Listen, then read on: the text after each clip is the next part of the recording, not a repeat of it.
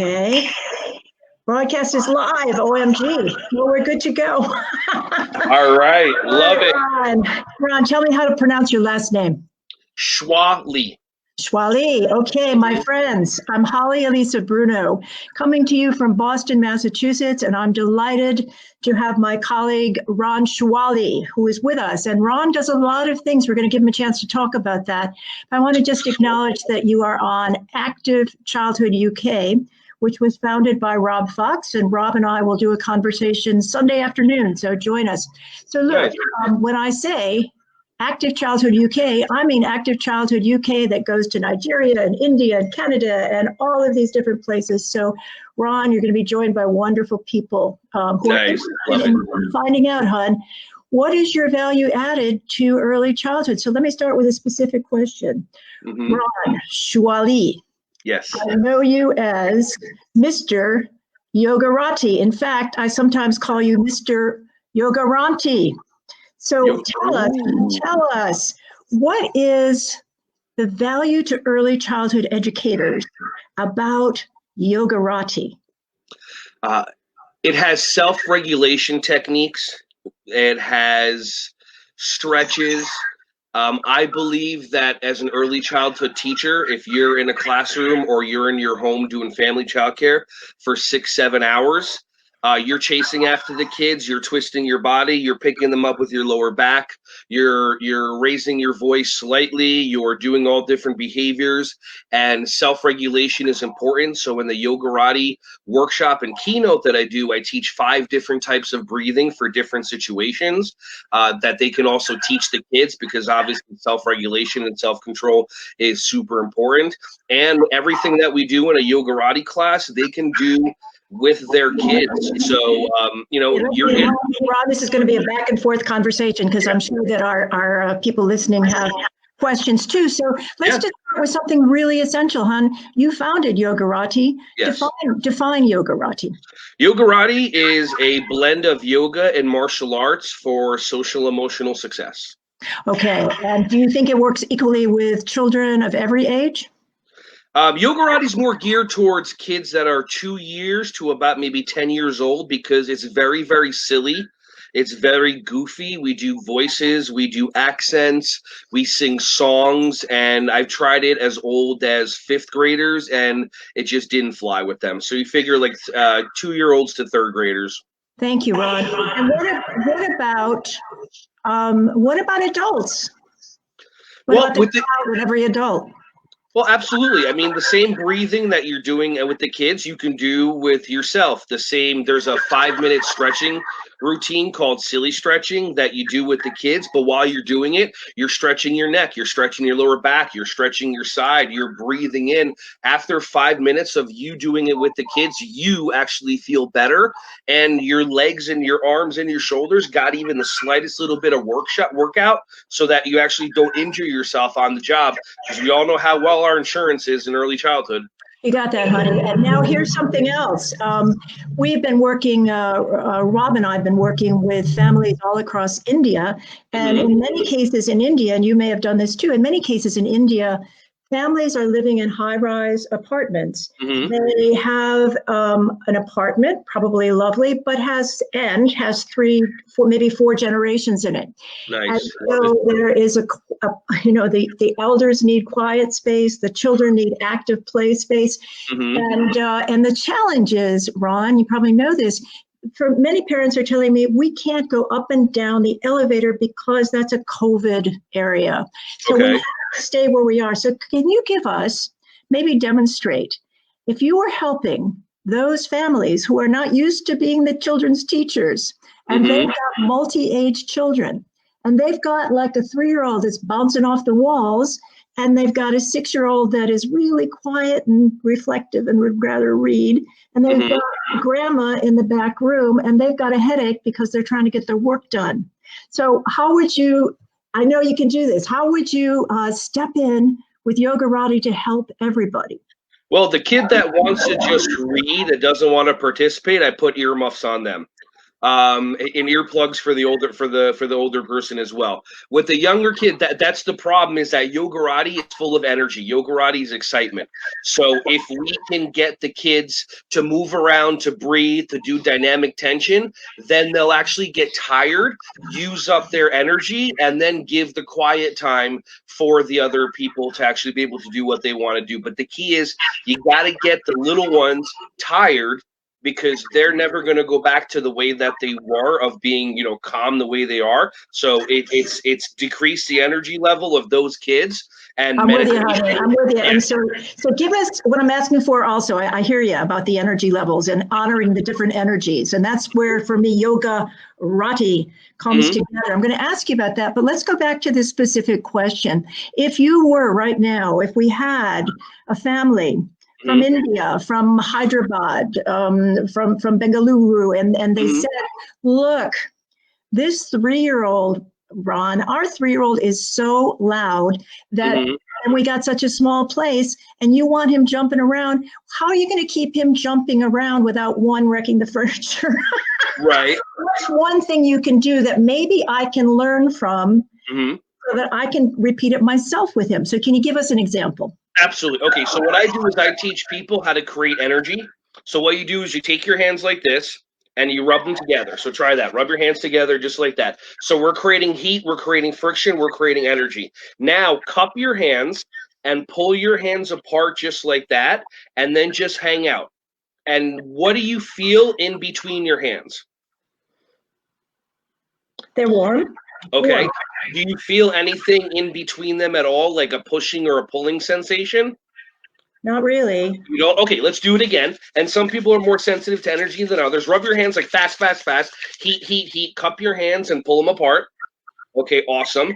And then what's happening is now there's heat and there's friction and there's energy between your hands. So some people feel it more. When I do workshops and keynotes, I see some people stand there confused. I see other people, they're going like this back and forth, and they're moving because they can actually feel the energy in between their hands. And Okay, what I can tell you this time, because I'm paying attention.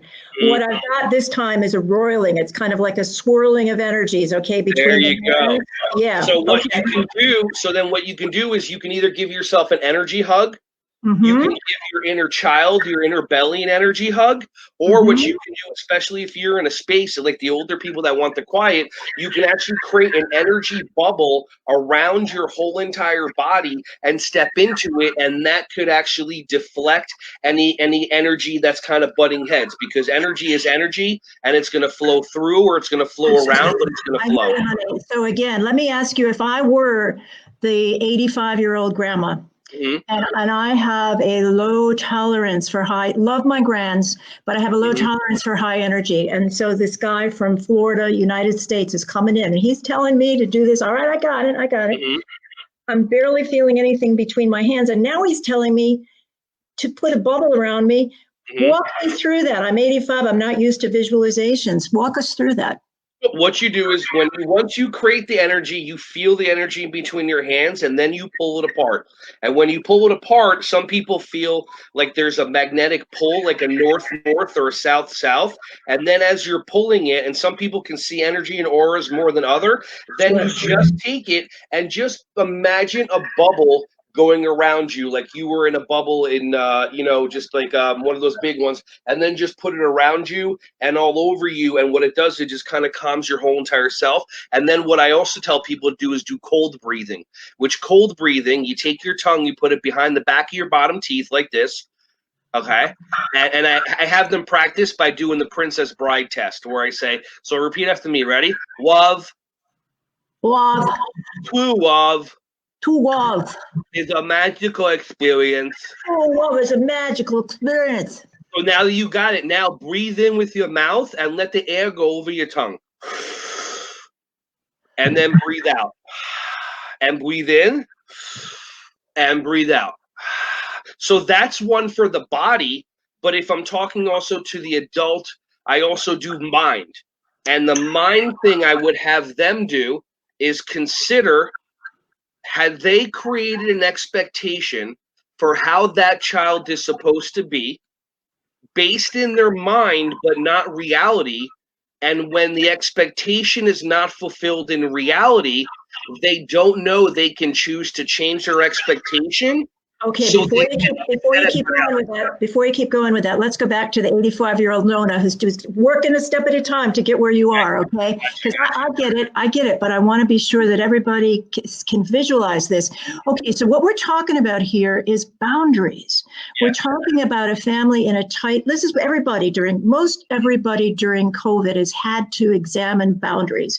You look at boundaries energetically, that really helps. Some of us look at boundaries in terms of setting personal distance, in terms of what boundary, where does my identity end and where does someone else's begin, and what's that space between us? So here's grandma, and she's not used to this, and she's saying to you, well, so Ron, okay, I'm really trying, but so just inside myself, before we get to the baby, I love the babies, but before we even think about that, can you tell me what kinds of soothing talk or what kinds of things can I say to myself? I'm surrounded by a bubble. Can I breathe? Can I hear people? What can I do in the bubble? So help her out there, hon. So we are atomic. We are atoms vibrating so fast that we are taught that we're not atoms and we're solid. So humming is something that I do with different letters, especially when I work with kids with autism, where they actually connect more. So I do an A sound. So I have people breathe in, and then they go, ah. And then they do it. That's awesome. And when they do it, I try to have them have the sound don't come from your throat, come from your belly. So instead of ah, it's ah. Okay, And then so Nona, I'll be Nona. I'm not 85 yet, but I'm going to be 75. So Nona's saying, okay, he's telling me to do this sound. Right. Oh Lord, of sound. Okay, so now I'm used to Om, but all right, I do A, and he wants me not to come from my throat. Okay, I'm very tight here. I don't know how not to come, but I'll try. He's so much better than I am. I can't do that. I'm an 85-year-old lady. All right, I'll try.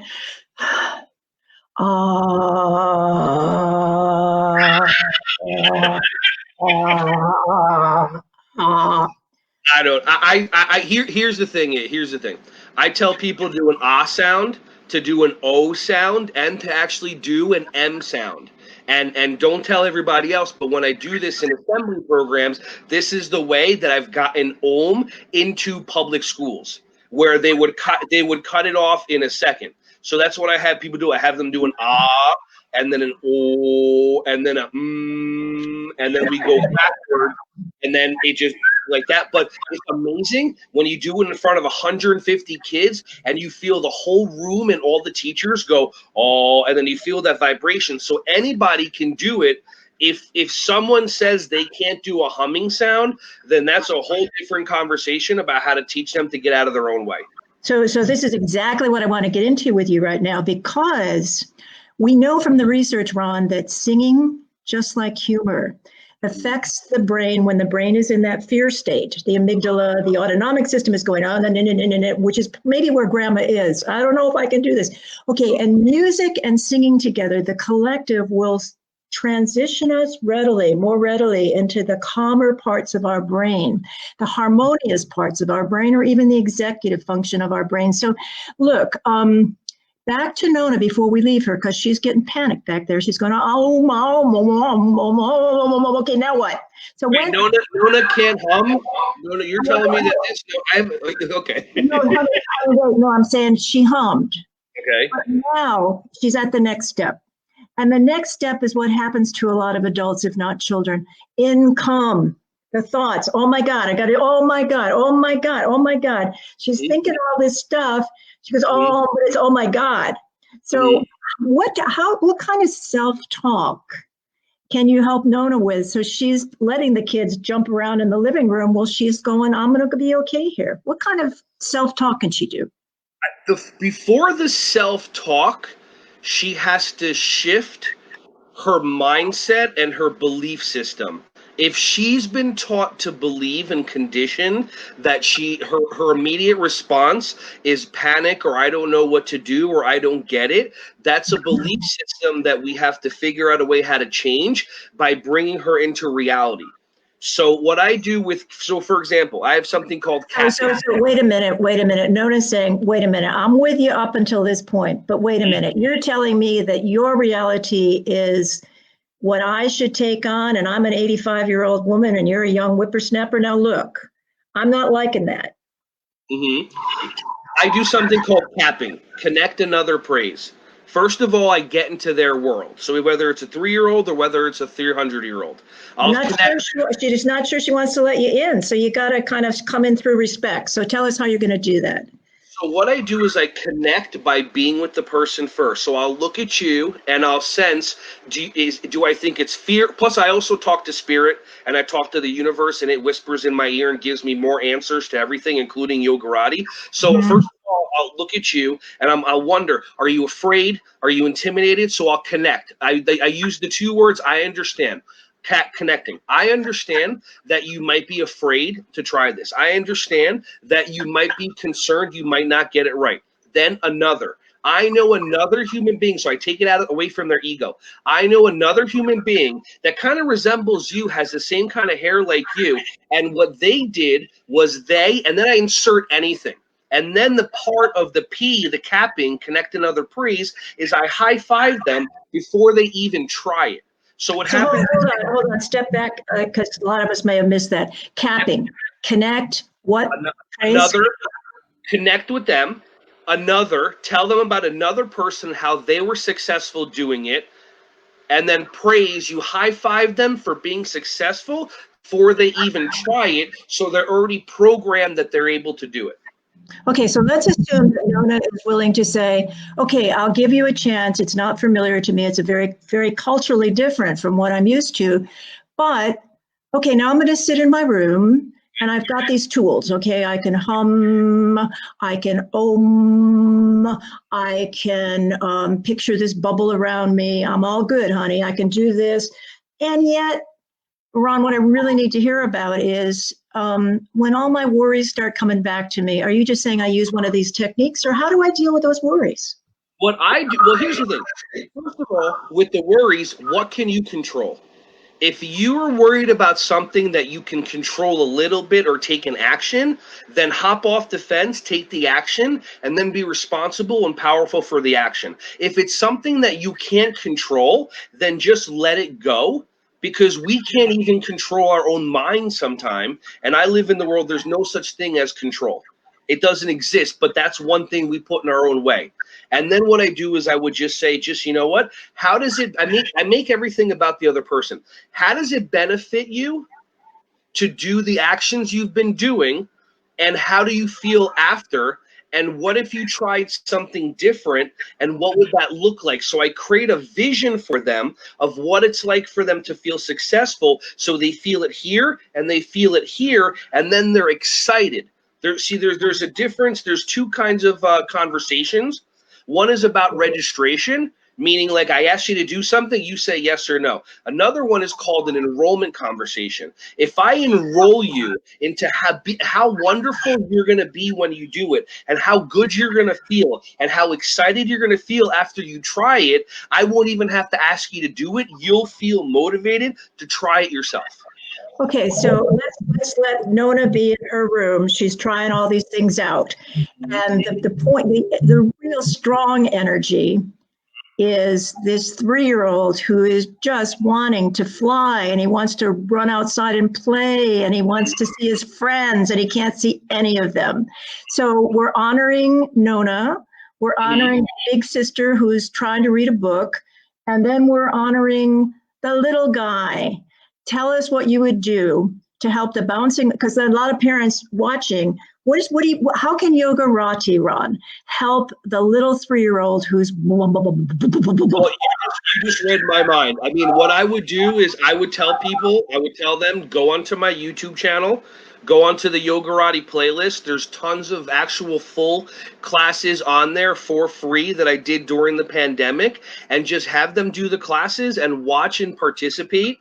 Because these kids are going to do, when I do my classes, it's full nonstop, 20, 30 minutes. I'm dripping, sweating, I'm breathing, I'm vibrating, I'm meditating, I'm yelling, I'm screaming, I'm ducking, I'm letting my inner child play, which then engages all the other kids across the way. And you can just go, like I said, look up Yogarati on YouTube, tons of free stuff out there. Okay, so before we go on to your keynoting, because that's another service you do for the profession, I want to just ask, so with Yogarati, it's not just karate, and what you're talking about here is a lot of action, a lot of movement.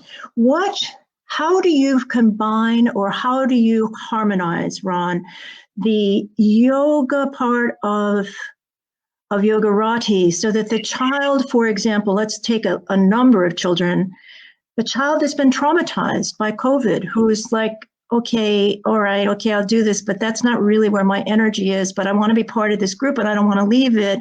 How do you combine the gentle energies of yoga with the, as you're saying, the boom, boom, boom of karate, without losing the child who needs to claim the deeper serenity? I know you've thought about this, so what's the story there?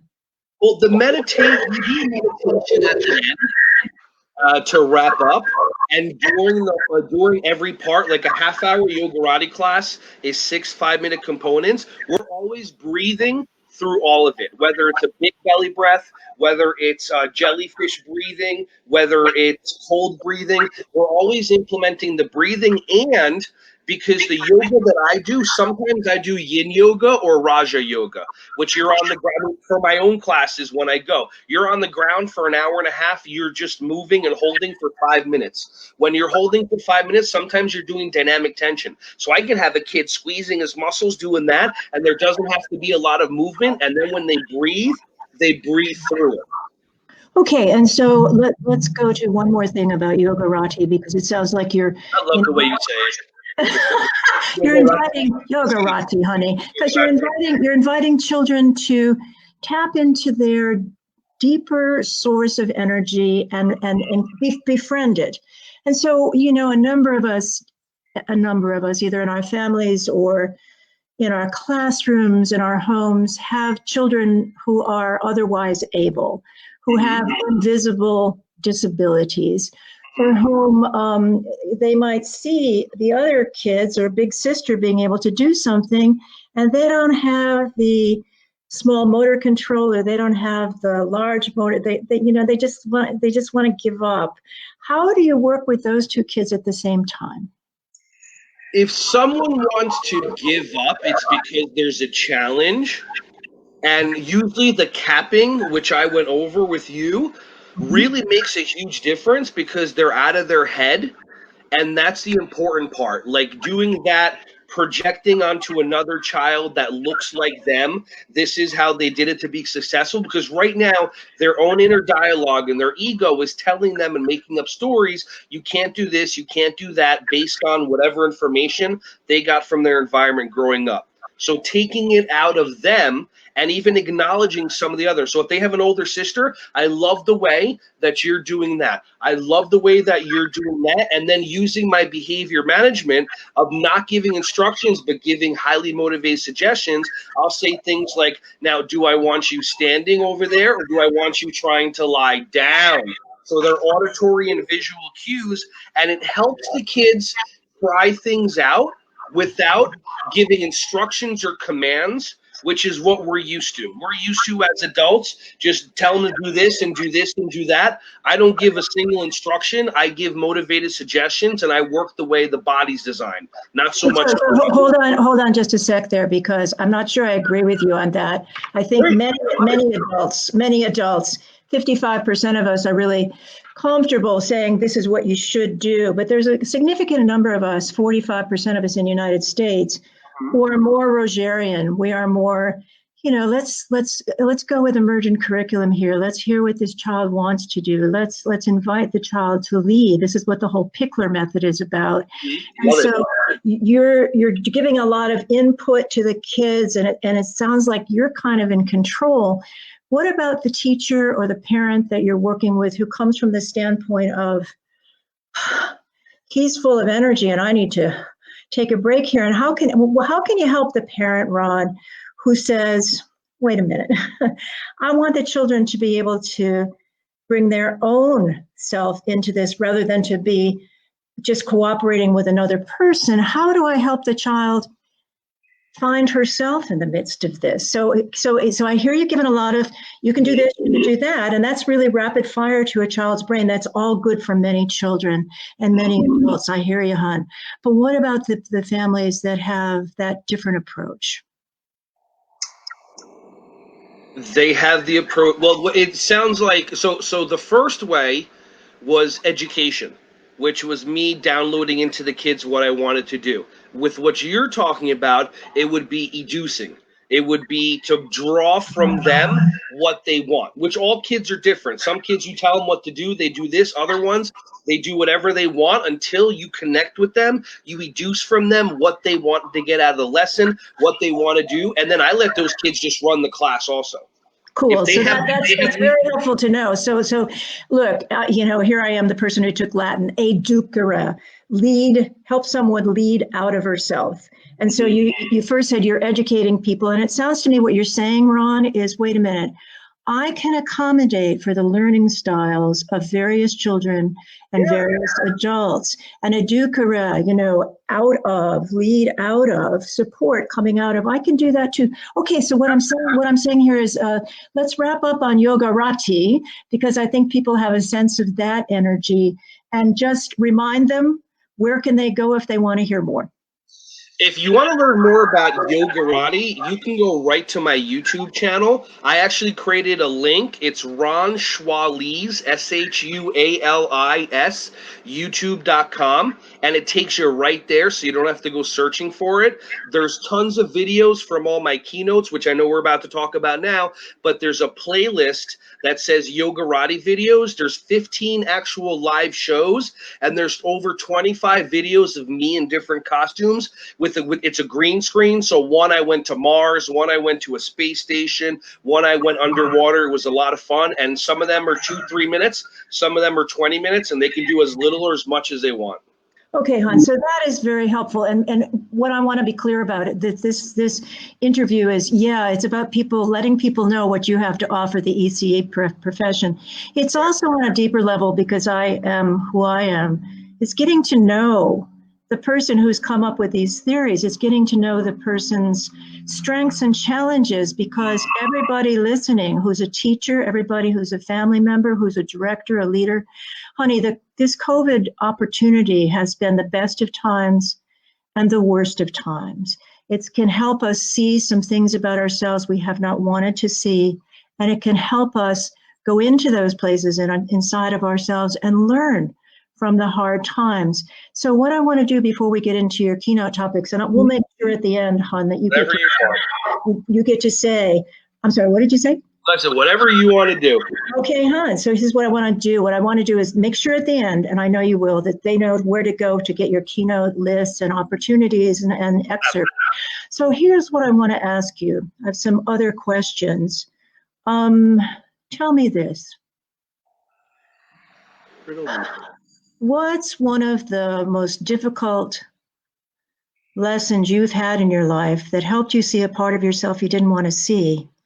And how did you, as Carrie Fisher delightfully says, take your broken heart about that and turn it into art? So how did you have a tough lesson that was hard for you to see something about yourself, which many of us are seeing during COVID? How did you face that, Ron, feel that, and turn that into something that allows you to give back? So 2 months ago, I attended a retreat, which was about the inner child, which I really didn't know much about. I thought the inner child was a concept. 3 days in this retreat, I met my inner child, which is also my understanding going to be the soul of my firstborn child, which I haven't had any kids yet. And what I've noticed is that I was fixing, because I was bullied as a little kid, and I was making sure that I was focusing on fixing so kids aren't going to get bullied anymore. And when I realized that's what I was doing, it wasn't coming from purity, in my opinion. It was coming from a different place from my past. So what I do now is, if I recognize that something comes up that I feel triggered, then what I do is I think about, does it have anything to do with things from the past? Am I being genuine with this child? Am I being genuine with this adult? Or is this coming from that part of me that wants to make sure that no child ever gets bullied like I was? So thank you so much for that, because that is, I mean, inner children, and I invite you to reflect for a second, and how would you define inner children, the concept of inner children, but not just the concept of inner children, the healing aspect of inner children. Before we go there, I want to say that the process you described is helpful. And I think it's going to be helpful to people listening, which is, okay, you didn't know about something, you'd heard about it, so you went right toward it to find out about it. You Google, you have all these sources to find out. Then you took a workshop and you discovered some parts of yourself that were not maybe as comfortable. Yeah, you knew you'd been bullied and you knew you didn't want other children to have that. But what I'm hearing you also say, Ron, is that you might have gotten a sense, tell me if I'm projecting, you might have gotten a sense that the heartache inside of myself was to be bullied. But the heartache in other children might be something from a very different source. And absolutely. So the question is, as you learn this about yourself, let's take this to the next step, because you work with kids all the time. And I've heard many kids just love being with Ron. You know, they love it. They see pictures of you with your hair sticking up.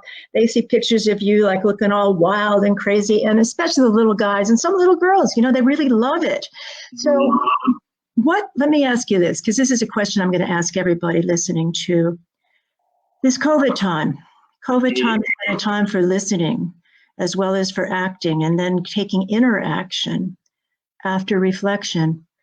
You've worked with many children, some of whom have given you some real challenges. Maybe their experience was different than you. Maybe Absolutely. Yeah. You realized, OMG, what I'm doing here, I gotta look at this. So I'm going to ask you this. I'm going to ask our listeners. What has a child taught you that really gave you a whole new perspective on your work and the way you work with people? Can you give us an example? And as you're reflecting, I'm going to ask the parents and the teachers and the leaders of programs at home, look, we might not be directly with children right now. We might be Zooming with them as Ron and I are. And yet, just recall a time in your heart when all of a sudden you were with that child and you realize, wow, I got to be here right now with this baby, or I'm going to leave this baby behind and I'm going to leave myself behind too. Like here's an example, the child that said to the teacher, you have a knife in your brain just like I do, don't you? And it's those moments, Ron, where the children are really crying out. And I know you work with children when they do cry out. So can you give us an example of a tough moment you've had with a child where what happened was you didn't necessarily bring the child over to where you were, but you followed the child's lead and you helped the child in that moment where she was? Well, there was a situation where a girl, she was maybe about 3.5, 4 years old, and she would always hide behind everyone. I actually had to bring in a female instructor to co-teach with me just to work with her. And then we did something called projection, which we have a conversation kind of like the capping about, I have another little girl in a different school. She has the same light up shoes like you do. And for some reason, she's afraid of she's afraid of me too. And I don't really understand what it could be. And I'll just leave it at this. The conversation went to, and here's the tough part, he looks like my uncle who touches me. And that's a fourth grader, a 4-year-old saying that to me because I have the beard. So there was abuse going on. And then the hard part was this was in a chain preschool. I went up to the owner and the director and told them what happened. And the teacher was right there. And the owner looks at me and goes, oh, that didn't happen. These kids wouldn't open up to you. They would open up to your teacher. to their teacher, and the guy has no idea about my background and understanding about the mind, and I had to tell him, this is what happened. And then the teacher was there to back me up. I'm like, look, I got to write this out, and I'm going to give it to you, and I need your word. You're going to send this, because last thing they want to do is have a problem with the parents. But that's what was happening, and the difficult part for me is I handed it off to them. I don't know what happened after. So that's very helpful, because what's going on in the administrator's mind as well as the teacher's mind and your mind is we are all in this profession mandated reporters. So if we have the information that a child may be endangered, we've got to take action. And yet this goes back to your whole approach, Ron, and I think this is where you can help us. In that moment where the child is saying, my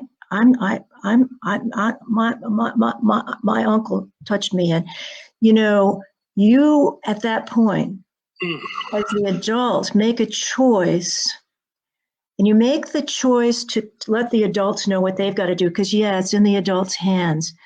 What do you do with that child right then and there, so that you don't leave her hanging, which I know you don't want to do? I'll tell you exactly what I did. Good. I'll tell you exactly what I did. I teach kids about, you talked about personal space. I teach kids, put your hands out like this, straighten your arms. If there's anybody in that personal space and you don't want them there, yell no.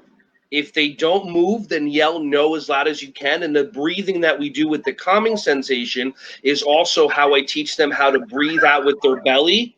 So instead of going no, it's no. And it vibrates and it resonates out there. And then just you have it. If your hands are like this, you shouldn't be in my personal space unless I don't allow it to. Okay, so that is very, very helpful. And I want to say there's one more point here, and then we're going to move on to keynoting, but actually to another couple questions, and then we'll pull it together with your keynotes and end it. But so one of my areas of expertise is traumatized children. And we both know, Ron, that the messages given to traumatized children bodily are, and Dr. Claudia Black lists these: don't talk, don't trust, don't feel. And so you're saying to this little girl, put your hands up, and inside of herself, she's saying, I can't do that. I can't do that. My uncle told me if I say anything out loud. She's saying this inside herself because she doesn't know anybody she can trust to tell this with yet. So she's shaken. So you see that push away thing, she doesn't work with her. What else can you do for her in that moment to help her find the help she needs? Because she's hurting just having had this triggered. Well, if it's an immediate situation, yelling the word no is super important. I used to do stranger danger assembly programs where I taught something called locking, which if a person tries to physically move you from a situation, you take your fingers and you lock around anything you want, and then basically they can't pull you away from it. I mean, these are immediate tools that they can do, and then they have to go talk to an adult. It's just they have to, and to but it's not going to come out from them. Because in their world, this is just what happens. This is just the norm, and they don't know how to get themselves out of that situation. It's up to the adults in their life to be able to see the signs and to blow off that ego in the head going, there's nothing wrong, whatever, and just be a human being and go, I need to help this other human being. I'll deal with ramifications and consequences later. Okay, thank you for that. Okay, now we're going to transition to your favorite keynote, and we know you have a number of keynotes, so tell us, is it the same website that people can go to hear about your keynote topics? Yeah, you can just go to ronspeak.com, RONSPEAK.com. It's got a quick 3-minute video of all different keynotes and things that I do. And then all my stuff is on my YouTube channel. Those are the main ones, absolutely. So today, if someone were to say, hey, Ron, what's your favorite keynote to give to teachers? Mm-hmm. What would that be? Up the Rabbit Hole, Escaping the Matrix of Your Mind, where I dress in a full Matrix costume, and we have a conversation about understanding how we have been programmed 95% of our day, we run in automatic patterns. And I show people how to, number one, recognize patterns that they're stuck in. And then you can have a chance to break out of it. Like, for example, how many people have you ever heard in education or in life go, you're not being a good listener. You don't have your listening ears on. Why aren't you listening to me? And then a child looks at you confused, and in their mind, I am listening. I heard every single word you said. You just said you're not being a good listener.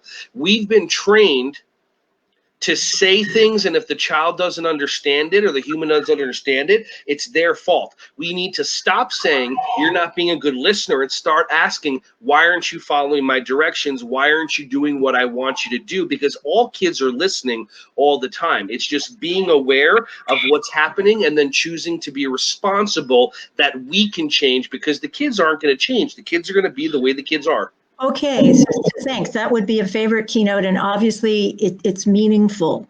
Tell me in a brief way, Ron, what is it about that particular keynote that you feel can make a difference with teachers in 2020? The first thing that we say, I ask everybody, first thing I say, when I say up, you say what? I don't go there, but I know there's a program to say the opposite. Okay, good. So the fact that you don't go there is perfect because you've broken out of it. So I say up, people say down. I say left, people say right. I say stop, people say go. And then I ask people, how come you didn't say squirrel, squid, banana? And then I tell them, I've never had anybody in a keynote or workshop. When I say up, they say up. When I say left, they say left. Never happened. On the day that happens, I'm taking them out for pizza and ice cream, and then I just let it sit. And then 30 minutes into it, I say, remember, we're programmed. When I say up, you say, and then some people still say down, and other people say up. Some people I'll say left, and they'll agree with me. So I make them aware within a half hour, 45 minutes, because you became aware of an automatic pattern, like being oppositional, which humanity is oppositional unless you break out of it. Now you have a choice. So next time when a parent approaches them, a teacher approaches them, a child approaches them, and their automatic pattern is, no, you can't do that, then they get the opportunity to go, no, wait a minute, why can't they do that? Actually, now that I think about it, that's a great idea. Let's try it. And they're open to infinite possibilities as opposed to just being stuck in their mind. So if you go into a group, and we know working with audiences that, in a heartbeat, we can find a whole different group than we thought was there. Okay. Supposing you go into a group, and this is online because a lot of keynotes are online now. Okay. So you go into a group and you discover they're all looking elsewhere, and you realize as you start to hear from them, this is a group of older souls, honey. They are very much self-defining. Okay, so they're not going to think and say, well, what he's saying to me, that might have been true for me 20 years ago when I started, but the only way I've seen to be my best teacher is to be true to myself. So if that happened, how would you switch up to honor the people who've had more experience and more self-reflection time? I offer two questions. How's it working? How does it benefit you? If what they're doing is working, awesome. If what they're doing is not working, consider there's nothing wrong with it. Ask somebody else and get help. And then if it's working for you, awesome. If it's not, try something else. I tell them this workshop, this keynote is not about me. It's about you exploring and giving yourself an opportunity to try new things. Because if you try new things, I don't care if you're 150 years old. If you try pineapple pizza and you're 90 years old and you've never considered it because you made up a story in your mind, pineapple doesn't go with pizza, and you try it, and you love it, your whole world is now different. So just having them understand it's okay to be the way that you are, and does it really benefit you to be stuck? And they choose. Okay, so yeah. All right. Well, that's helpful. And I'm thinking for the folk that are not stuck, that are saying, okay, I get it. I get it that we're programmed to do certain things. And I've worked hard in my life not to do that. And I know by being with children, whether it's 2 years or 20 years, that I need to show up for each child. So I'll be listening to hear how can this keynoter help me take it to the next step for me, and I'm sure you will. I'm sure you will. So now, as we're getting toward an end, yeah, let's pull this together, Ron. What, sweetheart? I said that was a good breath. I like that. Yeah, thank you, hon. Yeah, I'm just coming in from the energy of power walking and working in my garden. I've got these beautiful flowers, honey, to transplant so that throughout the winter, throughout the dark winter in New England, and you left. So, you left New Jersey. You know what it can be like. So I'm going to plant the most luscious of pink, cherry popsicle pink peonies and beautiful ice blue spiderwort. So I'm switching energies here myself. But how I want to conclude with you is, first I want to thank you for bringing your special kind of vision, your special kind of approach, and your special kind of energy. And I'm feeling like the people listening have heard a lot about all the different ways you help people. And here's my question, hon. When you think of who's helped you the most, because we all have people, maybe they helped us in a negative way, but they helped us. When you think of the person on earth whom you want to honor the most, who helped you see your strengths, who helped you see that you had promise, and you said you were a bullied child, that's painful. Who is it that you look to, Ron Shuali, as someone that helped you? And what message did that person give you that still helps you today? And as I'm asking that of you, I'm asking that of all others, friends listening. Who is it in your life that saw through to you, that saw through to your promise? And maybe you were protecting yourself because you had abuse, because you had bullies, because it wasn't safe. Who saw you? And then the next level of energy deeper inside of that is, and how is your heart and soul still touched and informed by your relationship with this person? So Ron, I'm really interested. Who's that person for you? It's actually two people. It's a husband and wife. He was my martial art instructor for me when I was a pro wrestler. I wanted to get bigger and stronger and not get bullied. So he was my instructor that I was learning how to be stronger, and so I wouldn't get bullied and be faster and all that stuff. I did this seminar called the Landmark Forum. I dropped out of college the next day. I went up to him and I told him I have no idea what I want to do with my life, but I want to teach kids karate because that's what I remember my most joy, when I taught my little cousin in Israel for the first time. And then I met his wife, who was a preschool teacher. And I didn't realize he used to be an elementary school teacher. She was a preschool teacher. They both left the schools to open up a karate. Now they were doing some people might not know about this. The Landmark Forum is something that they were now being part of and teaching. No. The Landmark Forum is a seminar that I took over the weekend in January 2001. And then through that, I realized I didn't care about money. I didn't care about this. Gotcha. The only joy I remember is teaching karate. So I went up to him, and what was interesting was so she was a preschool teacher, and then she taught me how to teach preschool kids martial arts. And the way that they taught was they took all the theory out, and they taught me what actually works. And then they were the start of my preschool world. And then 2 years later, from there, I left the karate school and I started working in preschools, and that's what exploded everything. But their truth, their understanding about how kids function, and also being from a martial arts background instead of a typical education, was just so mind-blowing, magical. I didn't know the education I got from them until I'm talking to people with masters going, "Where'd you get your degree?" And this is before I even got my master's in education. I love it. And so what about that person would you like to emulate? Not that you're going to be like anybody else, but there was something deep in that person that you really valued, Ron. What was that?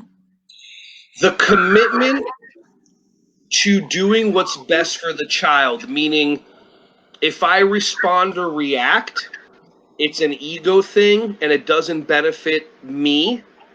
It doesn't benefit the child. And when it comes to behavior mastery, If I let a child get away with something, then I'm choosing to make it about myself as opposed to taking a stand. That child can choose to show a behavior that they know benefits them. So it's just not giving up and being committed to the child as opposed to all this that stops us from really being a stand for the child. Okay, and Ron, we're about to close off. Before I say thank you, finally, I want to say if there's one message you would like, one from the heart, from the soul, from the mind message you want to offer people as we continue in a very stressed time with a president in the United States who's in the hospital with COVID that is still unsolved around the world, and with a lot of racism, all this stuff going on. If there's one thing you can share with us that you feel would be most helpful, what would that one thing be? Remember what made you happy as a child and do that, whether it's painting, whether it's putting your hands in mud, whether it's going on YouTube and just pulling up a theme song of a cartoon that you watched when you were 7 years old, bringing you back to that joy and that happiness energetically will just have an amazing effect on your body. Just play. Just be quiet. Ask your inner child, what would I want to do today?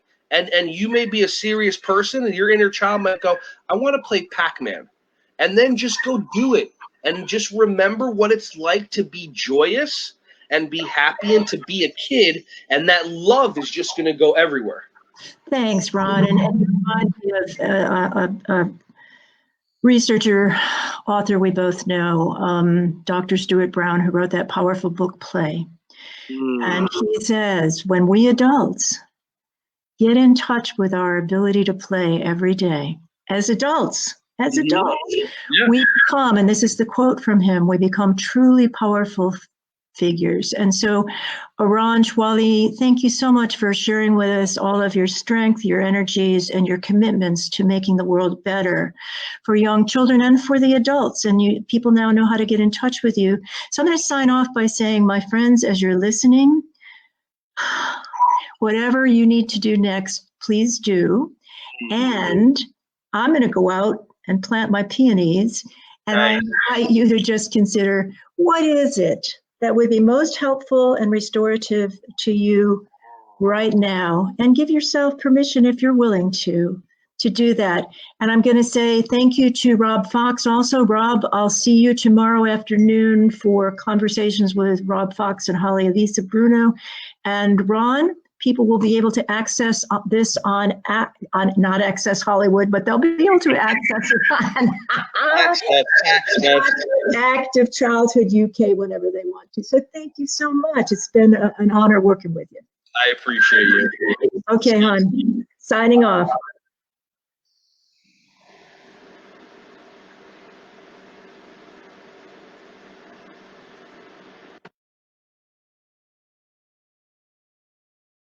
Hey there, Ron Shuali here. Just wanted to say thank you so much for checking out my video. I hope you got some value from it. If you liked it, give it a thumbs up. If you want to check out more videos, subscribe to my YouTube channel right here. If you have kids and you want to check out my Yogarati YouTube channel, then check it out right over here. And over here, you're going to have some videos of some other content that'll give you some tremendous value.